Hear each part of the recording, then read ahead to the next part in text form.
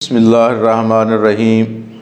نہ جب تک کٹ مروں میں خواجہ یثرب کی عزت پر، خدا شاہد مکمل میرا ایمان ہو نہیں سکتا۔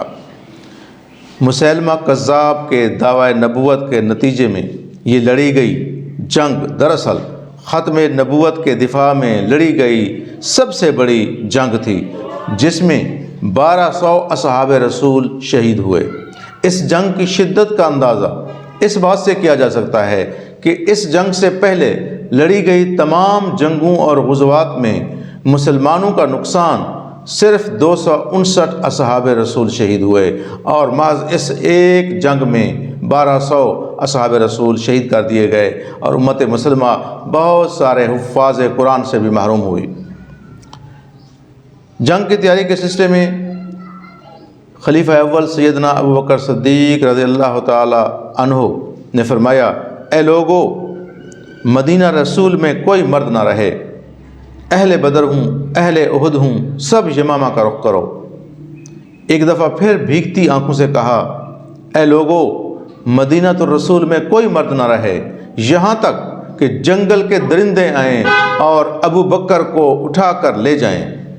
اس طرح غم زدہ تھے، اس طرح بے چین تھے سیدنا ابوبکر صدیق رضی اللہ تعالی عنہ کہ جھوٹے نبوت کے دعوی داروں کا جلد سے جلد کلا کما ہو۔ یہ وہی جنگ ہے جس کے بارے میں اصحاب رسول کہتے تھے کہ بخدا ہم نے ایسی جنگ نہ کبھی پہلے لڑی اور نہ کبھی بعد میں لڑی۔ 13,000 اصحاب رسول کے مقابلے میں ابو حنیفہ کے 70,000 جنگجو اسلحہ سے لیس تیار کھڑے تھے۔ یہ جنگ بنو حنیفہ کے باغ حدیقۃ الرحمن میں لڑی گئی، اور یہ باغ ایک فصیل کی طرح تھا اور بند تھا۔ انصار کے سردار ثابت بن قیس،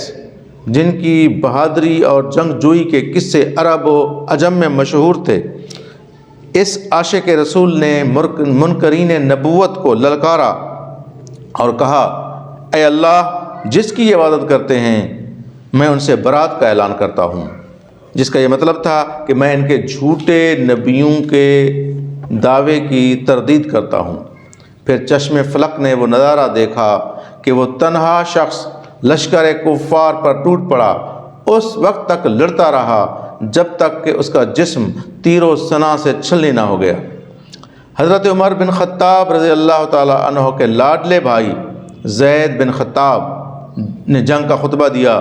اور فرمایا، واللہ میں آج کے دن اس وقت تک بات نہیں کروں گا کہ جب تک انہیں شکست نہ دے دوں یا شہید نہ کر دیا جاؤں۔ اس جنگ میں حضرت برا بن مالک کی جرت دیکھو، بہادری دیکھو کہ اس فصیل نما باغ کا سب سے بڑا مسئلہ تھا اس باغ کے اندر داخل ہونا، میدان جنگ کے اندر داخل ہونا اور اس فصیل کا دروازہ کھولنا۔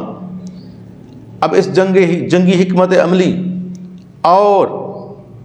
اس عقل انسانی پر ذرا غور فرمائیں کہ حضرت برا بن مالک نے تجویز پیش کی کہ مسلمانوں، مجھے اٹھا کر اس میں باغ میں پھینک دو، یعنی ایک تنہا شخص کو 70,000 کے لشکر میں پھینک دو، میں آپ کے لیے دروازہ کھولوں گا۔ اور بالآخر ایسا ہوا کہ حضرت برا بن مالک دیوار کی فصیل پر چڑھے اور 70,000 لشکر کفار میں چھلانگ لگا دی،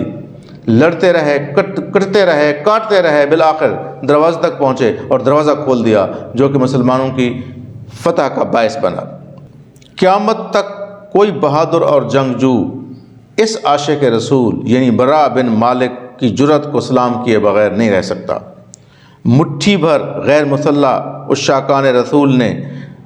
حدیقۃ الرحمن کو حدیقۃ الموت میں بدل دیا اور ختم نبوت کا فیصلہ فرما دیا کہ محمد سے وفا تو نے تو ہم تیرے ہیں، یہ جہاں چیز ہے کیا لوح و قلم تیرے۔